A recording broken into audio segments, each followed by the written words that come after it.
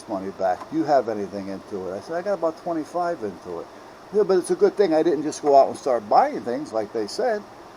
You know, so anyway, stop working on it. All right, you know, all right, I'll just leave it here. You know, I mean, let it sit here. You know, yeah. Well, now, 2 weeks after that, just about a week and a half ago, I hear, you got $200, you can work on it.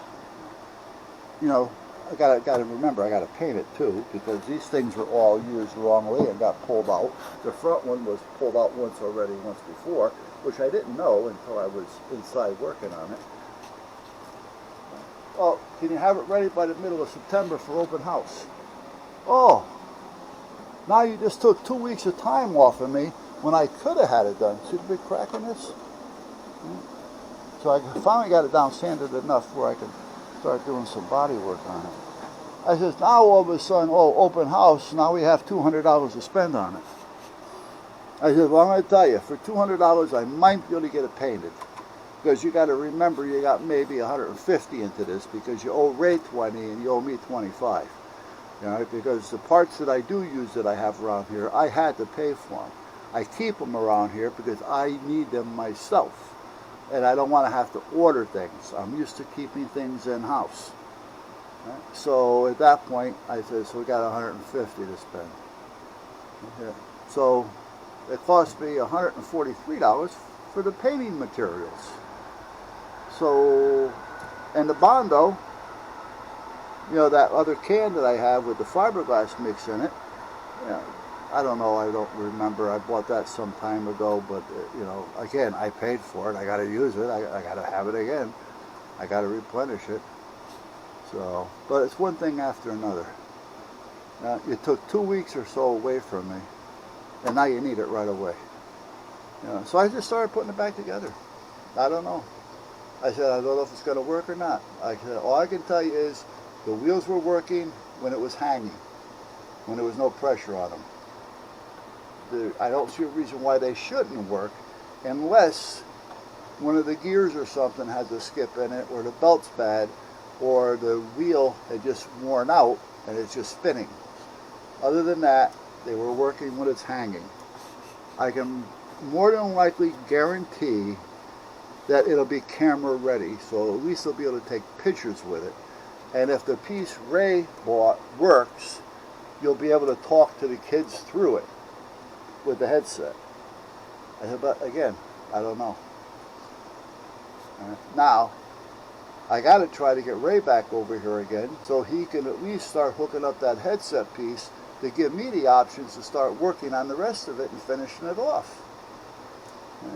See, Ray is good. However, his problem is, you know, he's got a little Agent Orange issues, you know, and it, you know, he's 73, 74, he's my age, and, you know, he did a lot of time in the service, and it's taking its toll on him. So he has days that he can't do anything, he has days that he can't think, you know, he's got days that he can't move, he can't drive, you know, so it's hard. You know, so we got these. Now, he had already had these working, so it'll be a whole lot easier for him to come over and just plug them in and do what he has to do, maybe an hour. He came over here for about an hour, hour and a half, maybe 2 hours, some time ago when I gave him these pieces. And when he looked at it in there, you know, every time he tried to do something, he'd blow a fuse because there was all kinds of shorts in the thing. And I was telling him, Ray, I said, I haven't finished it off yet. I said, I got the wheels going, that's about it. And then he says, well, give me all the little transmitters, you know, these things, which were the bad ones, and the headset, and these other 2 pieces over here. He says, and he'll take them home to see what he can do. You know, and then that's when he decided just to buy the new piece for 20 bucks instead of spending 20 bucks and try to fix the old piece. That was a good move. However, I haven't been able to see him since then, and it's not his fault. He just sometimes can't do what he... Oops, I don't know where it happened, but the battery went dead. So anyhow, this is where I'm at. I figure as long as I had it open, there was no way for this to be filled. This doesn't just come off. I had to use pliers to get it out of there. And it was laying down in here where they couldn't fill it if they wanted to, because they'd have to take the whole top off. Again, not a good idea. You can tell somebody already broke it once trying to get it off. Because, you know, you got to think about how it comes off, you know. But anyway, I put a fill on here, and I put a little makeup funnel on it. I tested it, it works. I marked this one red because this is where the water is taken in from the tank. This one here, I didn't mark it. That's actually the air in the tank, so the air can get in to the tank. So I just, nearly all I got to do is put a hose on it. They got it running down through the bottom, but you really don't need that. So I put this on myself. I tested it. It fills up fine. We have no problem. I marked this red, and I marked the hose red, so that I know that that hose goes on here, because both hoses are the same thing. No markings. So which one goes to the pump and which one goes outside? Again, more time tracing it. Now you don't have to trace it. Red to red. This is what the company should have done. Alright?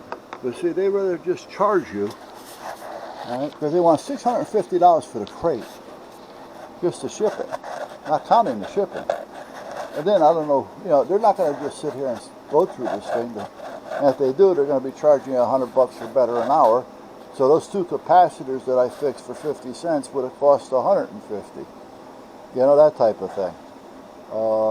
You know, or they put a new board in for 500. We're not going to waste our time. Let's put a new board in it. You know, and that's the way they work. So anyway, I got to get ready and paint it. So I got to wait tomorrow. Hopefully, if not, I should be ready to have it started. You know, at least get the Bondo started and the fiberglass started. Hopefully, no later than Monday, and after coffee. And then at that point, hopefully by the end of the week, we should be really close to being done. But that means I'm going to have to kick ass and start working on it. You know, like coming out here purposely for this and this only. So it's going to take a while. You know, there's a lot of taping, 2 different colors, 3 different colors. You know, then this has got to go back on. All this has to be taped off. You know, the horns have to be taped off. The lights, these things. You know, this, the plugs, the eyes. I don't know if the eyes work or not. I haven't checked the eyes yet. So, anyway, that's where I'm at. So that's kind of a rundown as to what's going on. Oh, here's one of the transmitters. That's actually a receiver. However, it's a 7-channel receiver, but it's only got one thing plugged into it. None of the other plugs fit it. So, what? You know, what? Whoa, You know, what seems to be the problems here? So anyway, we'll take it one step at a time. Hopefully I'm going to try to get it so they can at least have it there to take pictures with. And if those pieces work like Ray said, at least they'll be able to talk to the kids through it.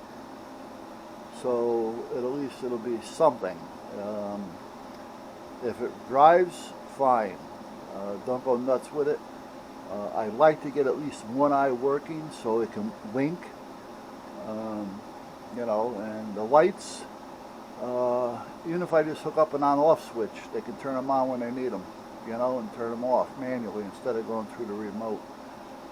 So, alright, I'm done.